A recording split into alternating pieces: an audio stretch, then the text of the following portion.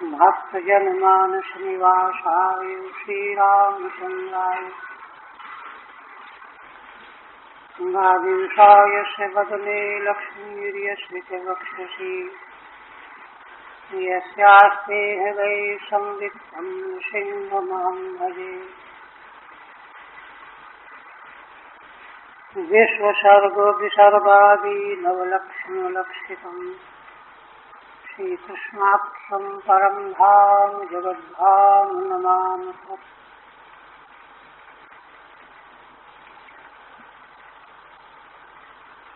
परम आदरणीय यति वृंद, भक्त वृंद एवं श्रोत्र, श्रीमद् भागवत के दशम स्कंध उत्तरार्ध के अंतर्गत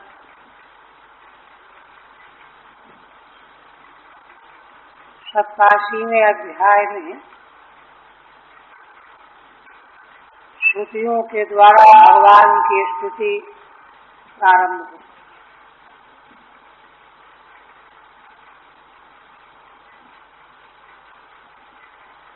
तीन जगह से यह प्रश्न उठाया गया।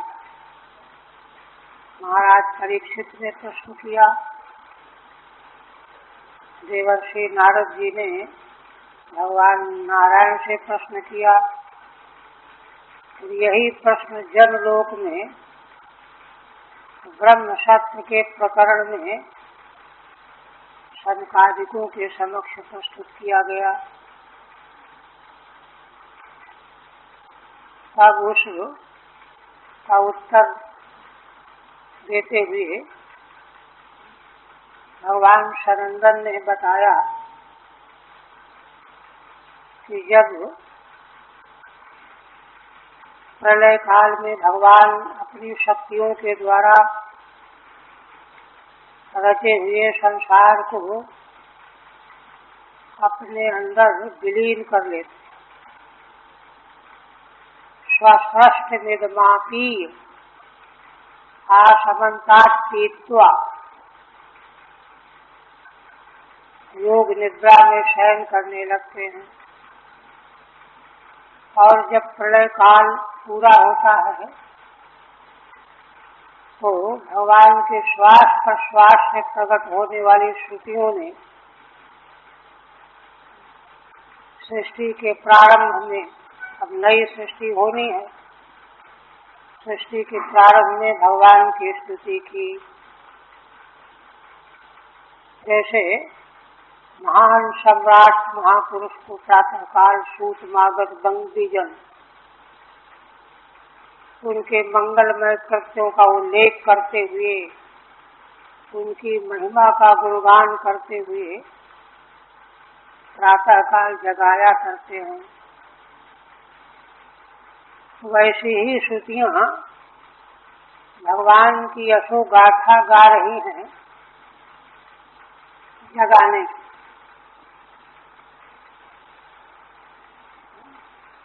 भगवान का जगाया जाना या सोना यह सब लीला।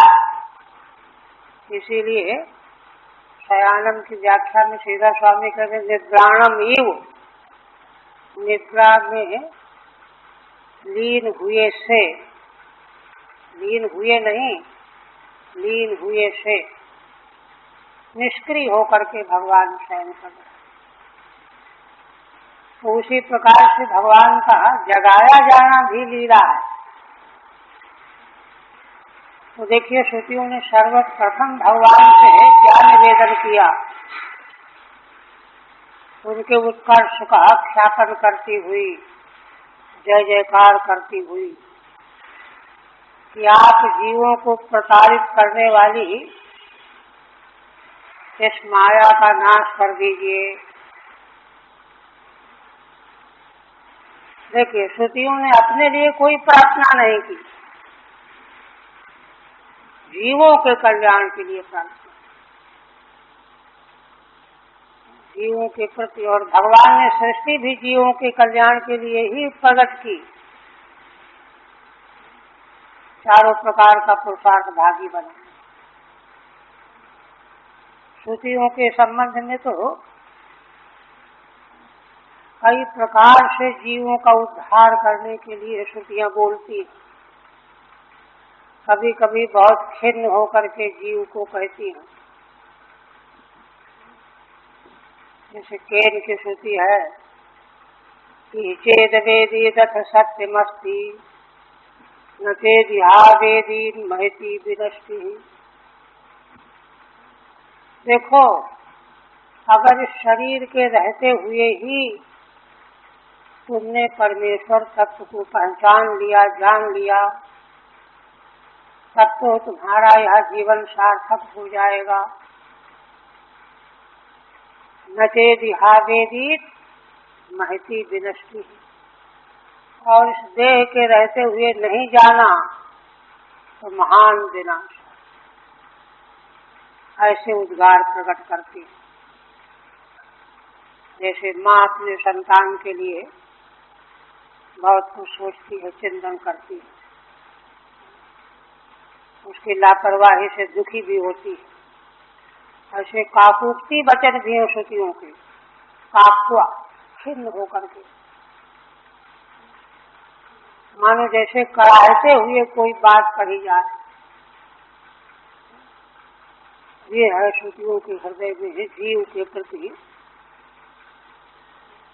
करुणा। तो पहले तो परम कारुणिक भगवान, और उन भगवान ने जीवों पर करुणा करके संसार बनाया, उनको मन बुद्धि इंद्रिय आदि साधन सामग्री अर्पित की पुरुषार्थ भागी बनाने के लिए, और श्रुतियों को प्रकट किया, प्रकाशित किया। क्योंकि मार्ग का ज्ञान अपने से जीव संसार के साधन चाहे कितने उसको दे दिए जाए, जब तक उसको कोई प्रमाण बताने वाला नहीं होगा, तब तक वह कैसे उनका उपयोग करेगा। धन संपत्ति तो है, लेकिन उसका उपयोग कहाँ किया जाए, इसका ज्ञान चाहिए। तो ज्ञान के स्रोत धारा रूप श्रुतियों को भी भगवान ने दे प्रकट किया। तो वो श्रुतियाँ जो हैं जीव के प्रति इतनी करुणा से ओतप्रोत हैं कि सीधे भगवान से उसके कल्याण की याचना करने लगी। आप इस जीव के हित के लिए, कल्याण के लिए अविद्या रूपी माया का नाश कर दीजिए। ये उद्गार व्यक्त किया।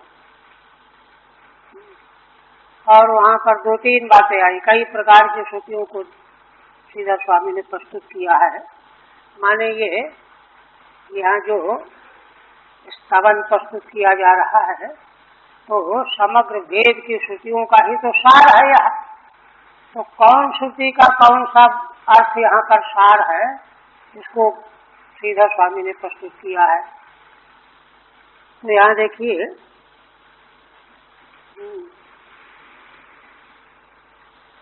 श्लोक की व्याख्या करने के बाद कौन कौन श्रुतियाँ यह भाव व्यक्त कर रही हैं 14वें पद्य का। यतो वा इमानि भूतानि जायन्ते, है ना। माने श्रुतियाँ पहले भगवान को पहचान करा रही हैं, परम ब्रह्म का। जन्माद्यस्य ब्रह्म सूत्र में, है ना। और सूत्र की मूलभूत श्रुति यही है, जिससे ये सारे प्राणी उत्पन्न हुए हैं, जिसमें जीवित हैं, जिसमें लीन हो जाते हैं, वही तो परमात्मा। और दूसरी यो ब्रह्मांडं विदधाति पूर्वम, है ना। तो कोई प्रश्न कर दे कि जीवों को तो ब्रह्मा जी बनाते हैं, तो ब्रह्म जिज्ञासा में क्या ब्रह्मा की जिज्ञासा? तो कहा नहीं, ब्रह्मा तो उनके, है ना, उपकरण। यो ब्रह्मांडं विदधाति पूर्वम यो वै वेदांश प्रहृणोति तस्मै। ब्रह्मा जी को उन्हीं भगवान ने प्रकट किया है, और सृष्टि की रचना का विज्ञान जिस वेद के द्वारा ब्रह्मा को प्राप्त होता है, वह वेद भी उन्हीं भगवान ने ब्रह्मा को अर्पण किया है। यो वै वेदांश प्रहृणोति तस्मै, जो उन ब्रह्मा जी को भगवान वेदों को देते हैं, प्रकाशित करते हैं। सा महादेवम, उन परम देव परमेश्वर देव को आत्मबुद्धि प्रकाशम, जो हम सबों की बुद्धियों को प्रकाशित करने वाले हैं, उन भगवान को मोक्ष की इच्छा वाला मैं जीव मुक्षुर्वै शरण हम प्रपद्ये, उन भगवान की मैं शरण ग्रहण कर रहा हूँ। ऐसे भगवान शरण। फिर उन भगवान के संबंध में बहुत सारी श्रुतियों ने जो बातें कही, वो सारे अर्थ का प्रकाशन करने वाली श्रुतियों को यहाँ दे रहे हैं श्रीधर स्वामी। कहते यम या आत्मनितिष्ठन, अंतर्यामी ब्राह्मण की श्रुति, बहुत लंबा प्रकरण अंतर्यामी ब्राह्मण डालने की।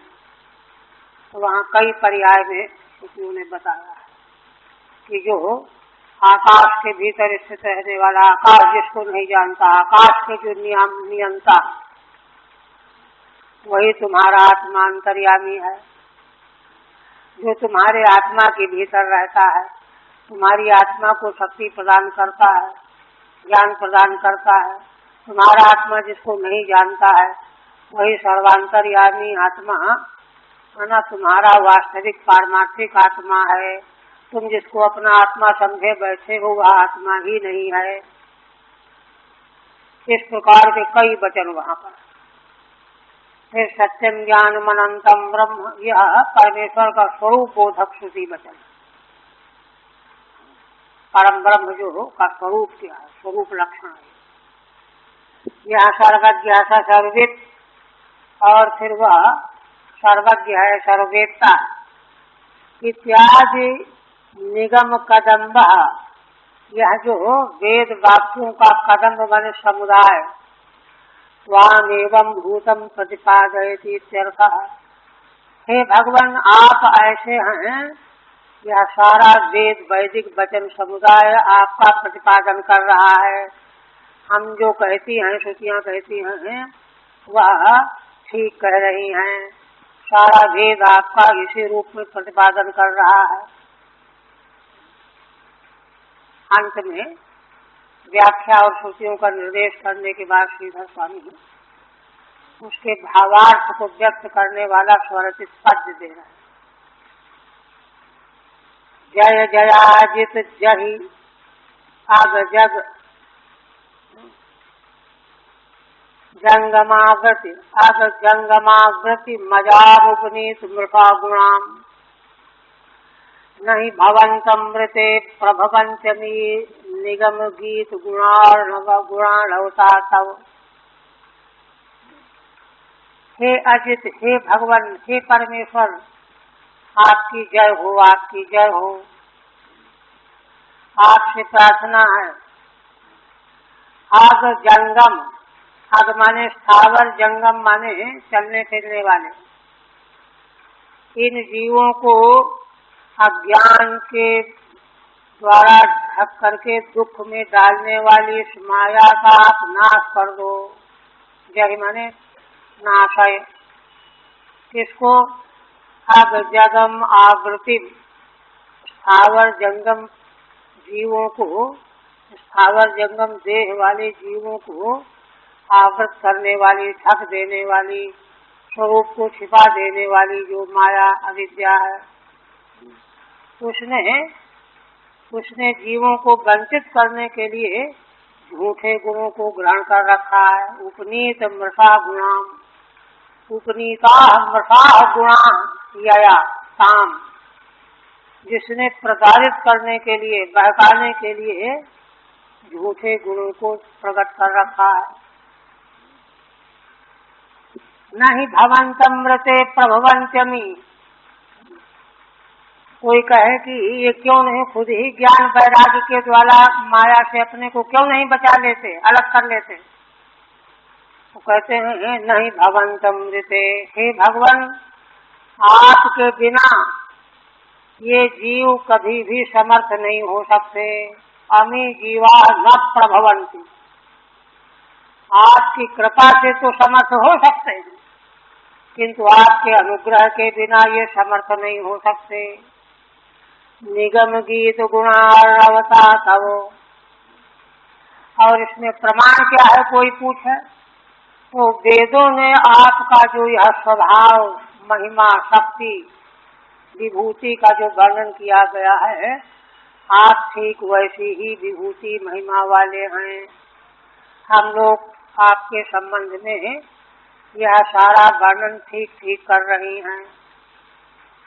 ये भावार्थ है। अब इसके बाद अग्रिम श्रुति, श्रुतियां 28 पद्य हैं श्रुतियों के स्तवन के। और दूसरी श्रुति, बृहदुपलब्ध में तब एतदवयन्त्यवशेषतया यत उदयास्तमयो विकृतेर्मृदिवा विकृतात् अतरिषयो दधुस्त्वयि मनोवचनाचरितम् कथमयथा भवन्ति भुवि दत्त तदा निन्द्राम्। देखिए, वैदिक दर्शन, वेदांत दर्शन और श्रुतियों का स्तवन दर्शन अत्यंत गंभीर। अब यहाँ पर एक नया प्रश्न खड़ा हो रहा है कि वेद तो अपने मंत्रों के द्वारा इंद्र का वर्णन करते हैं, अग्नि का वर्णन करते हैं, वरुण का वर्णन करते हैं, सूर्य का वर्णन करते हैं। फिर यह कैसे श्रुतियां कहती हैं कि सारा वेद आपके गुण गणों के समुद्र का ही वर्णन करने में, है ना, तत्पर बना हुआ है। वैदिक मंत्र तो तब तक देवताओं का वर्णन करते हैं। आखिर मतलब क्या है? जिसका वर्णन वेदों में सुना जा रहा है उसको छोड़ करके यह आप परब्रह्म का वर्णन श्रुतियों के द्वारा किया गया है, यह कैसे कह रहे हैं? तो इसका उत्तर देना है।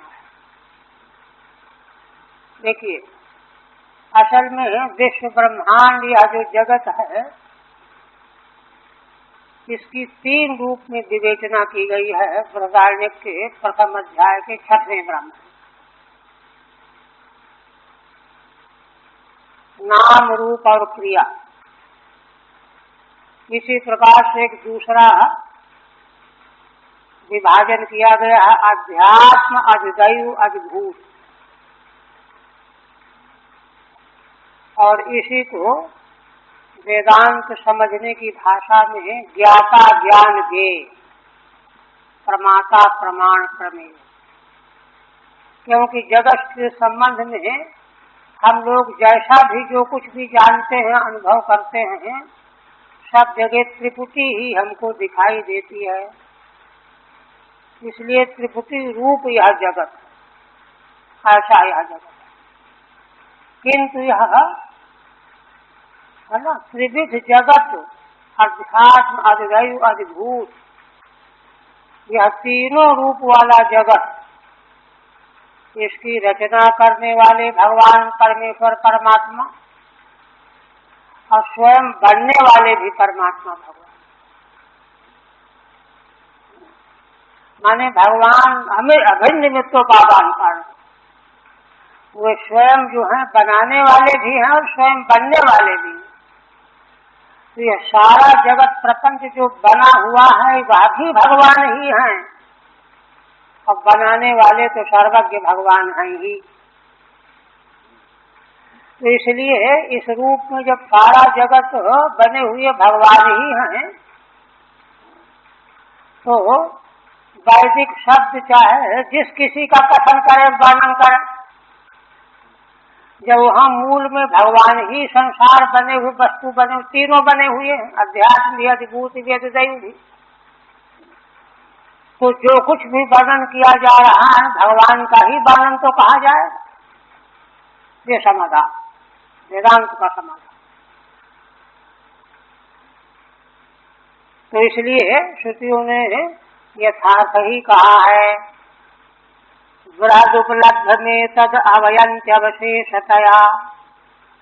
विवेकी लोग, वैदिक ऋषि लोग, बृहत माने निर्धर्म जद बृहत सद्ब्रह्म, सद्ब्रह्म परमेश्वर परमात्मा, एतत् उपलब्धम, यह जो कुछ भी हमको उपलब्ध हो रहा है, ज्ञेय के रूप में, ज्ञाता के रूप में, ज्ञान के रूप में, अध्यात्म दैव भूत के रूप में, त्रिपुटी के रूप में, यह इस रूप में है ना, ज्ञानी लोग, विवेकी लोग यही जानते हैं कि ब्रह्म परमेश्वर परमात्मा ही इस रूप में उपलब्ध हो रहा है। जैसे मिट्टी से बना हुआ घड़ा, कटोरा, सकोरा, कुल्हड़, मिट्टी ही तो है। चाहे जितने रूप में बना दो, हजारों बर्तन बना दो, छोटे बड़े, नाना रूप में, ये सब मिट्टी ही। इसी तरह से यह त्रिविध जो जगत है, नाम रूप क्रिया, अध्यात्म दैवत भूत ज्ञाता ज्ञान देश, यह परम ब्रह्म से ही प्रकट हुआ है। तो जो जिससे प्रकट होता है उसी का स्वरूप होता है। बृहद उपलब्ध में तद अवयंती अवश्य, अवयंती माने स्वीकुर्वन्ति, निर्धारयन्ति, निश्चित करते हैं विवेकी लोग, है ना। अवशेषतया, अवशेषतया माने पहले संसार नहीं रहता, सदैव सौम्यदमग्रासी देख द्वितीयम।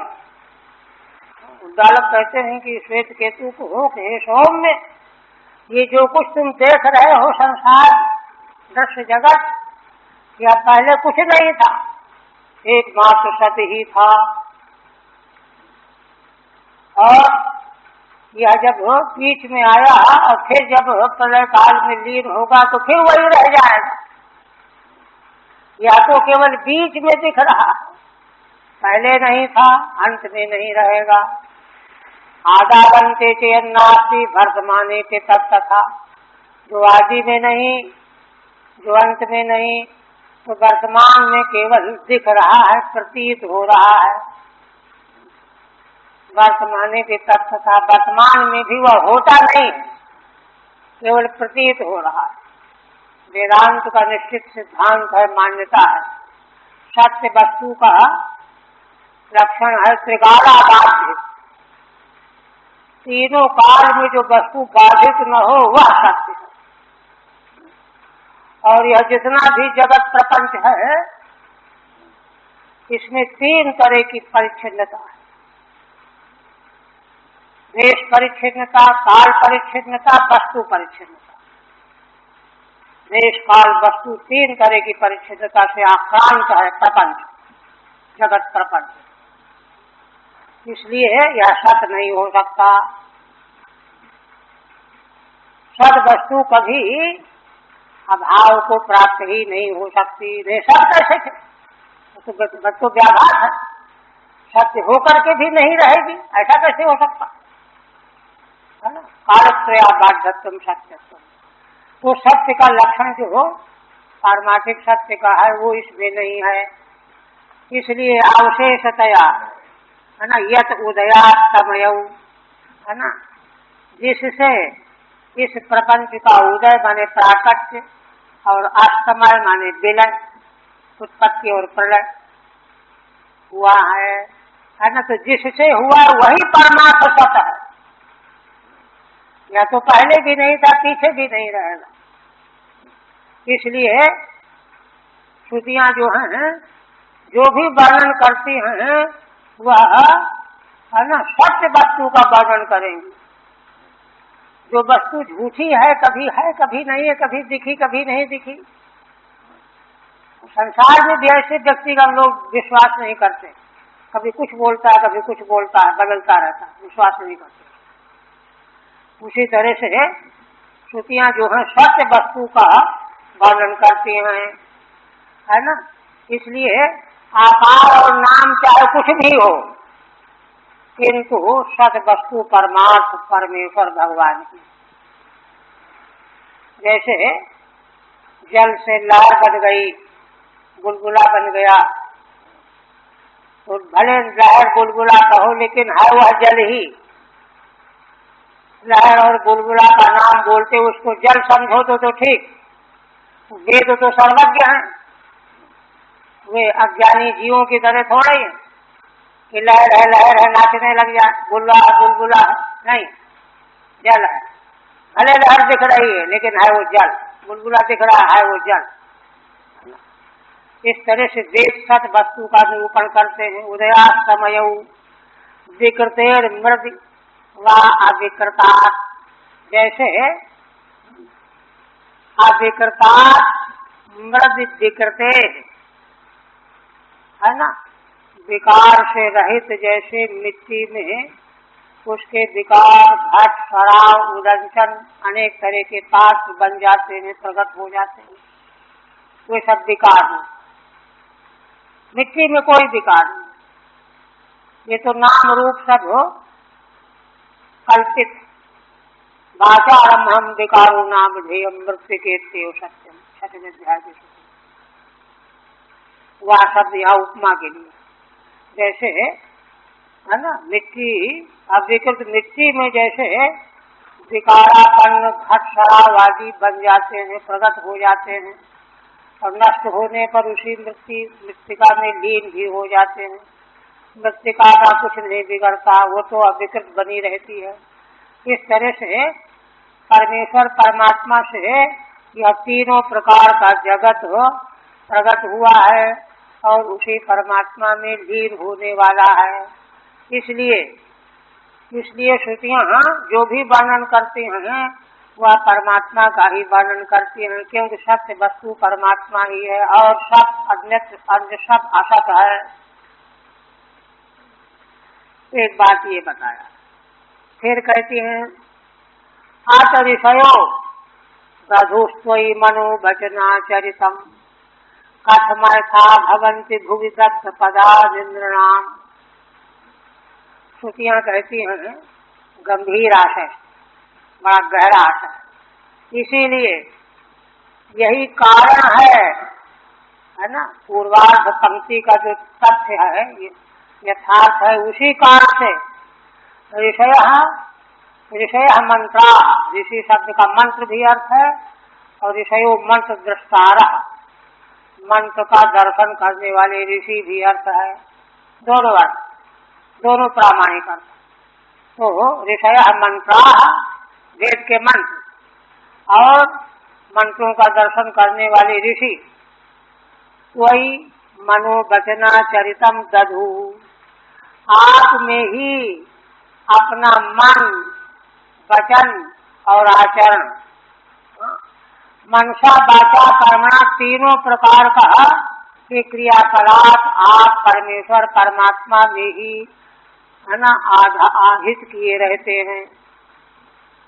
वे सब कुछ जो है उनके मन के संकल्प विकल्प वाणी का है ना उच्चारण आदि और चलना फिरना आदि देखना सुनना आदि, इन सब के द्वारा वे केवल मात्र आप में ही लगे रहते हैं, आप स्थित बने रहते हैं। श्रुति है ना, यद्यत् क्षणोति कानाभ्याम तत्तदात्मैव भावयेत्, जो कान से सुनते हैं उसको आत्मा ही है ऐसी भावना करो। नागा रत्नावली श्रुति, यद्यत् पश्यति चक्षुर्भ्याम तत्तदात्मैव भावयेत्, आँख से जो कुछ देखते हैं वह आत्मा ही है ऐसी भावना करनी चाहिए। ऐसे सभी इंद्रियों के बारे में वर्णन। तो इसलिए ऋषि लोग अपना मन वचन आचरण जो है आप में भगवान में स्थापित किए रहते हैं, क्योंकि भगवान के अतिरिक्त और कुछ है ही नहीं। परम यथार्थ तो भगवान ही है, और तो कुछ जो है झूठा दिख रहा है, केवल दिख रहा है, कुछ नहीं। इसलिए विवेकी ऋषियों ने यह निर्णय लिया। तो आप देखो, एक प्रश्न फिर ये रह जाएगा कि भाई दूसरा कैसे जाने कि आप जो है ऋषि लोग अंत तो गत्वा भगवान में ही मन लगाए हुए हैं, वाणी से बोल रहे हैं, आचरण कर रहे हैं, है ना। हमको तो जैसे दूसरे लोग चलते फिरते दिखाई वैसे वो भी चलते फिरते दिखाई देते, जैसे और लोग बोलते वैसे वो लोग भी बोलते। तो इसका समाधान श्रुतियां करती हैं, कहती हैं कि देखो संसार में कोई भी प्राणी, कोई भी जीव मात्र, स्थावर जंगम कोई भी वह जो कुछ आचरण कर रहा है या बोल रहा है या कल्पना कर रहा है, उसके विषय भगवान ही होते हैं। उनके भी फर्क केवल यह है कि वो बुद्धू है, जानते नहीं, ऋषि उस बात को जानते। अंतर केवल इतना है, जानने न जानने का अंतर है। जैसे जानने न जानने का अंतर बहुत बड़ा अंतर है। जानने से मोक्ष हो जाता है, न जानने से बंधन हो जाता है, ये अंतर तो है। किंतु श्रुतियों का अभिप्राय क्या है? अभिप्राय कह रही हैं कि यह है कि और कुछ बोलने के लिए है ही नहीं, और कुछ संकल्प करने के लिए है ही नहीं, और कुछ चलने के लिए कहीं कोई जगह ही नहीं है। इसलिए जीव मात्र, प्राणी मात्र हो, जो भी क्रियाकलाप कर रहे हैं उस सबका आधार भगवान ही होते हैं। कैसे? वही कहती हैं, कथम ऐसा भवन्ति भुवि दत्त पदानिर्णाम। कितना जोर दे करके कहती है भगवान आप बताइए ना। मनुष्य हो, जितने मनुष्य हैं वो तो जमीन में रहते हैं, भूलोक में रहते हैं, है ना। तो भूलोक में रहने वाले जितने भी मनुष्य हैं, अरबों खरबों, हाँ, वे जब चलेंगे तो जमीने पर चलेंगे कि नहीं? हाँ। अब कहो कि नहीं वो तो तखत पर बैठे हुए हैं, तो तखत कहाँ है? जमीन पर ही है। पीढ़ा पर बैठे हुए, चटाई पर बैठे हुए, पेड़ पर बैठे हुए, कहीं भी बैठे हुए हों, आधारभूत पृथ्वी ही है। इसी तरह से सारे जीव, हाँ, सारे जीव अपने क्रियाकलापों के द्वारा कुछ भी कर रहे हों, किसी भी आधार में टिके हुए हों, वहाँ एकमात्र भगवान ही आधार है उन सारे क्रियाकलापों के। उनका पैर और कहीं पड़ ही नहीं सकता। पृथ्वी को छोड़ करके कोई मनुष्य चाहे कि हम आकाश में बैठ सो जाएंगे, असंभव। जमीन में सोना पड़ेगा, जमीन में चलना पड़ेगा, जमीन में बैठना पड़ेगा, जमीन पर भी सब करना पड़ेगा, और कहीं कोई जगह ही नहीं है। इस तरह से हे भगवान, किसी भी जीव को किसी प्रकार के क्रियाकलाप करने की अन्यत्र कहीं गुंजाइश ही नहीं है। इसलिए है ना, भले ये दिखाई देता हो कि ऋषि लोग दूसरों की तरह से चल रहे हैं, बोल रहे हैं, सोच रहे हैं, किंतु उनमें विवेक, उनको साक्षात्कार है। इसलिए उन अपने सारे क्रियाकलापों को भगवान में ही समझते रहते हैं। और देखिए, जहाँ जहाँ श्रीमद् भागवत के पिछले प्रकरणों में जहाँ जहाँ अंतिम प्राप्ति का वर्णन किया गया श्रीमद् भागवत में, माने 20 जगहों पर, वहाँ सब जगह क्या कहा गया है? उदाहरण के लिए, जैसे कर्दम ऋषि जब भगवान कपिल से आज्ञा लेकर के सन्यास के लिए जाने लगे, भगवान से आज्ञा मांगी उन्होंने कि आप आज्ञा। अब भगवान उनके यहाँ पुत्र बन करके अवतार लेकर के आए और वो जंगल जा रहे। ये तो शिष्टाचार की विरुद्ध बात हो गई कि नहीं? तो देखिए, ऋषि का जो है कितना बड़ा साधन जो है अंतिम सोपान में पहुंचा ही देता है। तो भगवान को कोई ये नहीं लगा कि देखो हम तो इनके यहाँ आए हैं, हम तपस्या करने के लिए जा रहे हैं। भगवान ने अनुमोदन किया कि ठीक, आपका संकल्प था, तो झूठे क्यों बनो, संकल्प को रद्द क्यों करो, संकल्प तोड़ना नहीं चाहिए। तो इसलिए जाओ, और भगवान ने अनुग्रह पूर्वक कहा कि जाओ, इस प्रकार से मेरा ध्यान करते हुए जीवन यापन करो, अंत में मुझ में विलीन हो जाओगे। क्या करते हुए? तो वहाँ 2-3 पद्यों में भगवान ने कहा कि समग्र विश्व ब्रह्मांड को मुझ परमेश्वर में और मुझ परमेश्वर को अपनी अंतरात्मा में और अपनी अंतरात्मा को सारे विश्व ब्रह्मांड के सहित अपनी अंतरात्मा को मुझ परमेश्वर में, परमात्मा में देखो। यह दृष्टि प्राप्त हो जाना ही अंतिम निश्चय है, ये वहाँ कहा गया। तो इसलिए ऋषि लोग जो हैं, ऋषियों की अंतिम दृष्टि क्या होती है? यही दृष्टि होती है ना कि हम जो कुछ बोलते हैं भगवान में ही है, जो कुछ संकल्प करते हैं भगवान में ही है, जो कुछ हम चेष्टा करते हैं, क्रिया करते हैं भगवान में ही, भगवान हम में, हम भगवान में। इसलिए कहती हैं श्रुतियाँ, आता विषयो दधुस्त्वयि मनोघटनाचरितम, है ना। तो अब यह है कि उनके इन क्रियाकलापों को देख करके कोई संदेह करे तो उस पर फिर उन्होंने गहराई से उत्तर दिया श्रुतियों ने कि भाई, जब जैसे पृथ्वी के अलावा और कोई आधार है ही नहीं, कहाँ पैर रखोगे?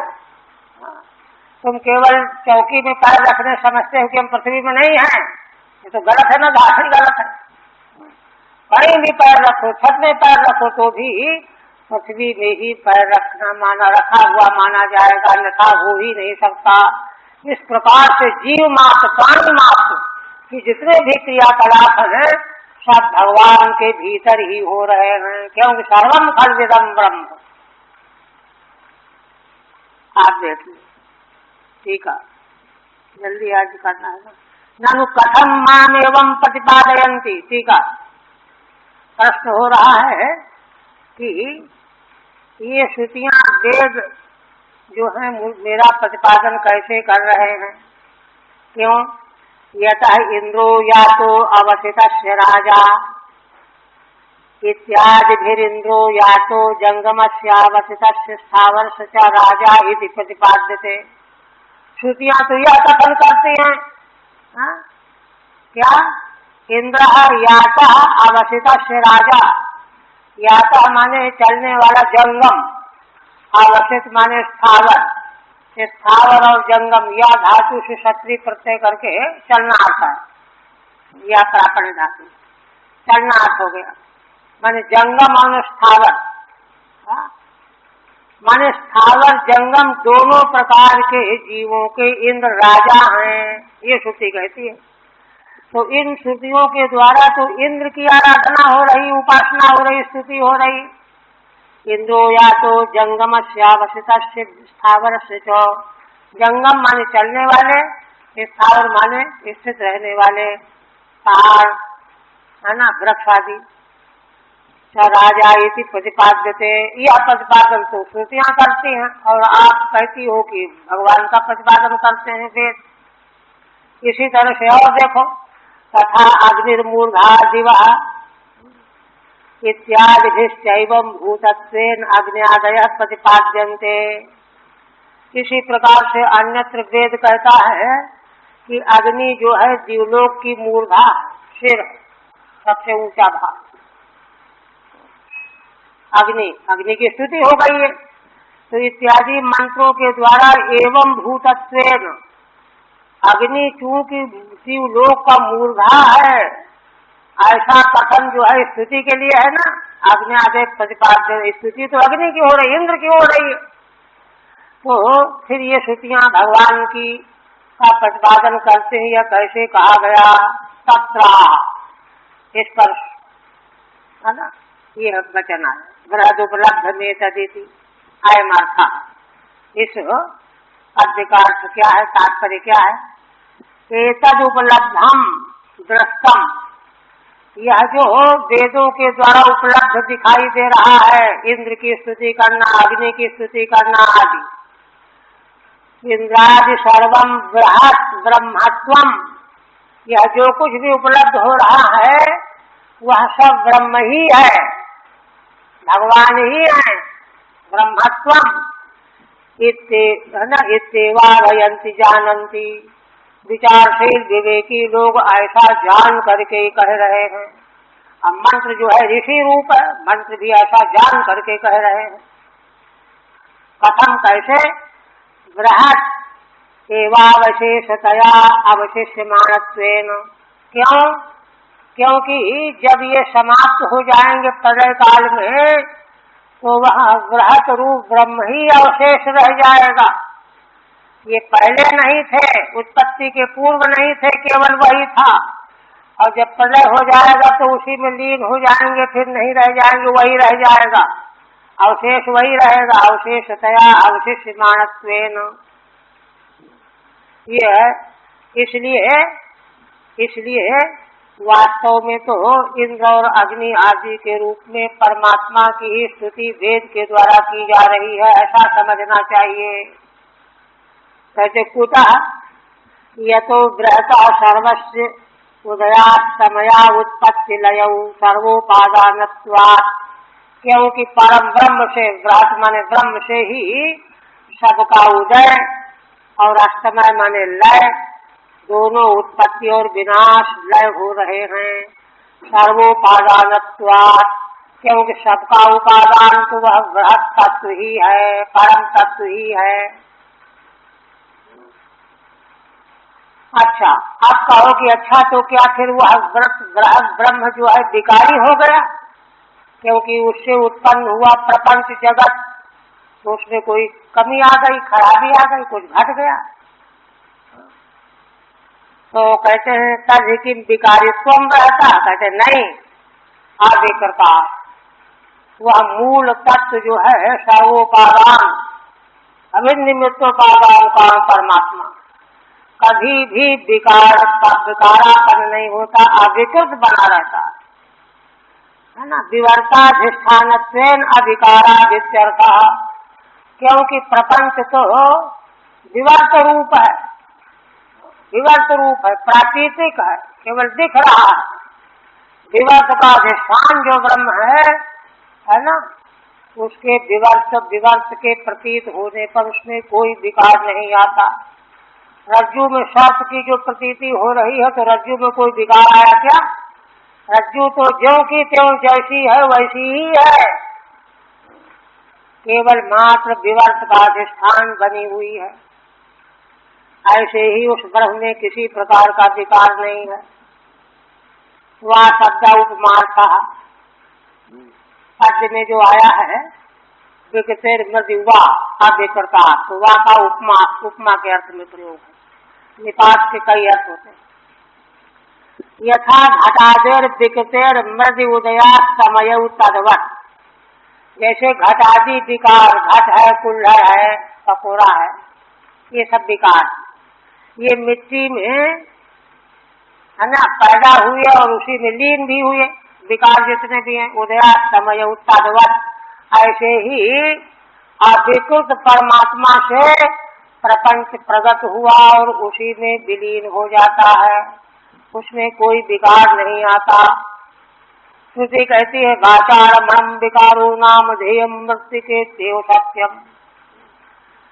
यही श्रुतियां तो भगवान की स्तुति करने में लगी हुई, कर रही, तो अपना बोल रही कि विकार जितना भी है वाणी से आरंभ होने वाला नाम मात्र है, नाम ध्येयम, नाम रख लो, है ना। मिट्टी से बना घड़ा रख लो, कटोरा रख लो।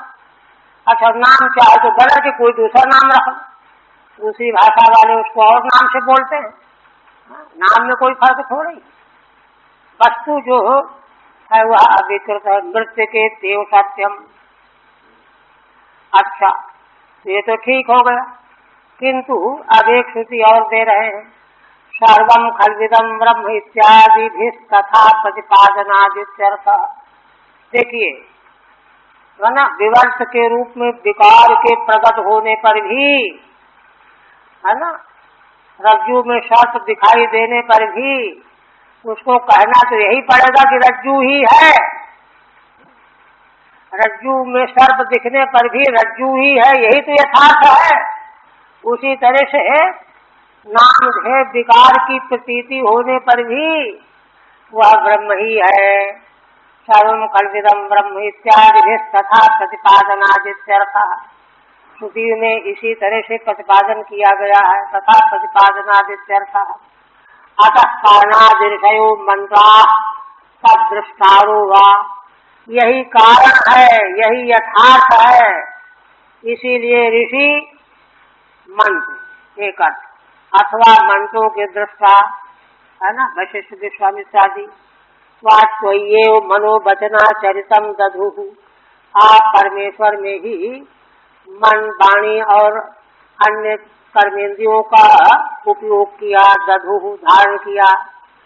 मनसा आचरितम है ना, तात्पर्यम है ना, वचनाचरितम अभिधानम च। मन के द्वारा जो संकल्प किया जाएगा उसका तात्पर्य भगवान ही है। वचन के द्वारा जो कथन किया जाएगा उसका भी तात्पर्य भगवान ही होंगे। भगवन्तः न पृथक विकारेष्वित्यर्थः। पृथक विकार जो विवर्त रूप से है उसमें उनका कोई मतलब नहीं है। क्यों? क्योंकि वो तो जानते हैं कि यह सत्य नहीं है, तो प्रतीति मात्र। इसलिए ऋषि जो हैं परमार्थ सत को पकड़ेंगे कि असत को पकड़ेंगे। न पृथक विकारेष्वित्यर्थ अर्थ निदर्शनम। इसमें निदर्शन माने दृष्टांत दे रहे हैं। कथमय था इति राम भूच भूचराणाम, पृथ्वी पर चलने वाले, जमीन पर। यत्र कुत्रापि दत्तानि निक्षिप्तानि पदानि भुवि कथम अयथा भवन्ति अदत्तानि भवन्ति। पृथ्वी पर रहने वाले मनुष्य चाहे अपना पैर कहीं भी रखें, किंतु उनके पैर पृथ्वी में ही रखे हुए समझे जाएंगे, होंगे ही। अन्यत्र उनके पैर पड़े हुए नहीं माने जाएंगे। अतो यथा मृत पाषाणिष्टकादिषु दत्तानि पदानि। जैसे कोई मिट्टी के ऊपर पैर रख दे, पत्थर पर पैर रख ले, ईंट पर पैर रख दे, तिनका पर पैर रख दे, तो भी वह पैर पृथ्वी पर ही रखा हुआ माना जाएगा, है ना। पदानि भुवम न व्यभिचरन्ति, माने वह पैर पृथ्वी पर नहीं है, ये नहीं कहा जा सकता। तथा यत् किमपि विकार जातम वदन्तः। देखिए बहुत सूक्ष्म भावार्थ व्यक्त कर रहे हैं। भाव दीपिका टीका का नाम ही है।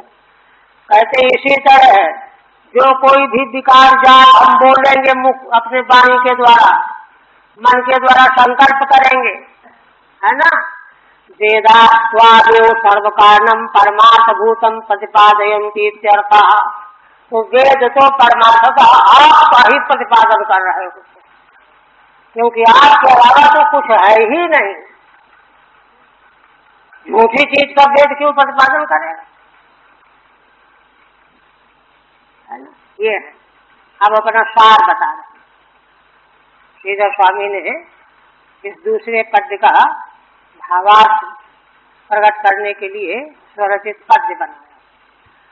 द्रुहिण बंधि रवीन्द्र मुखा मराः जगदिदं न भवेत् पृथगुत्थितम् बहुमुखैरपि मंत्रगणैरजस्वमुर्मूर्तिरथो विनिगद्यसे। श्रीधर स्वामी कहते हैं द्रुहिण माने ब्रह्मा, जगत की रचना करने वाले। बन्ही अग्नि, रवि सूर्य, इंद्र देवराज इंद्र, ये प्रमुख हैं देवताओं में। प्रमुख रूप से देवता, देवगण, सारे देवगण। प्रमुख का नाम ले लिया, बाकी सबको समझ लेना चाहिए। जगदिदम न भवेत् पृथगुत्थितम्, ये सारे प्रमुख प्रमुख देवगण, पांच भौतिक जगत, कुल सत्ता सत, न भवेत् पृथगुत्थितम्, यह भगवान से ही पृथक प्रकट हुआ है, किंतु पृथक है नहीं। पृथक प्रकट हुआ दिख रहा है लेकिन पृथक है नहीं। बहुमुखैरपि मंत्र गणैरजः स्वमुर्मूर्तिरतो विनिगद्यसे। यही कारण है कि भगवान वेद भगवान जो हैं उनके बहुत मुख हैं, श्रुतियाँ जितनी हैं सब मंत्र जो हैं बोल रहे हैं ना, तो बोल रहे हैं तो मुख ही से तो बोल रहे हैं, तो बहुमुखाई ही अपी है ना। वैदिक बहुत से मंत्रों के द्वारा, संहिता भाग के मंत्रों के द्वारा, मंत्रगण ही है ना, मंत्रगण ही उनके मुख हैं, वेदों के मुख हैं। तो मंत्रगण रूपी बहुत से मुखों के द्वारा भी हे भगवान अजन्मा भगवान, आजा माने अजन्मा, जो कभी जन्म नहीं लेते, स्वमुर मूर्ति रता है ना, उर माने अनेक मूर्ति वाले आप ही हो। सारे वेद मंत्र अपने मुखों से यही वर्णन करते हैं कि आप ही इंद्र बन गए हो, अग्नि बन गए हो, आप ही हिमालय बन गए हो, ये बन गए हो, वो बन गए हो, ये मंत्र कह रहे हैं है ना। उर मूर्ति ही अजस्वम, आप अजन्मा भगवान ही है ना, अनंत मूर्ति के रूप में विलसित हो रहे हो। यही है ज्ञानेश्वर महाराज का चित्तविलास बात, शंकराचार्य भगवान का स्फुरण बात, जो अजातवाद के द्वारा जो अनुभूत होता है। आतो विनिगत जैसे, इसलिए वेदों के द्वारा आप इस प्रकार से कहे जाते हो, अतः विनिगत जैसे। तो इसलिए देखिए अभिप्राय क्या निकला कि भले देखने में ऐसा लग रहा है कि मंत्र जो है इंद्र की स्तुति कर रहे हैं, अग्नि की महिमा बता रहे हैं, किंतु वह सारी महिमा, सारा संबंध भगवान का ही हो रहा है। भगवान के अलावा कहीं किसी के महिमा का वर्णन करने का कोई प्रश्न ही नहीं है। क्यों? कोई दूसरी अन्य वस्तु है ही नहीं। उन अनंत रूपों में भगवान ही विलसित हो रहे हैं, सब रूप में। इसलिए सारा वेदांत दर्शन जो है अंततो गत्वा सर्वम खल्विदं ब्रह्म, इसी दृष्टि में परिवर्तित होने वाला है। चलिए यही आज उधर जाना है, इसलिए आज यही रोक रहे। एक पद्य हो गया, अब कल पटपटा रहेगी, परसों से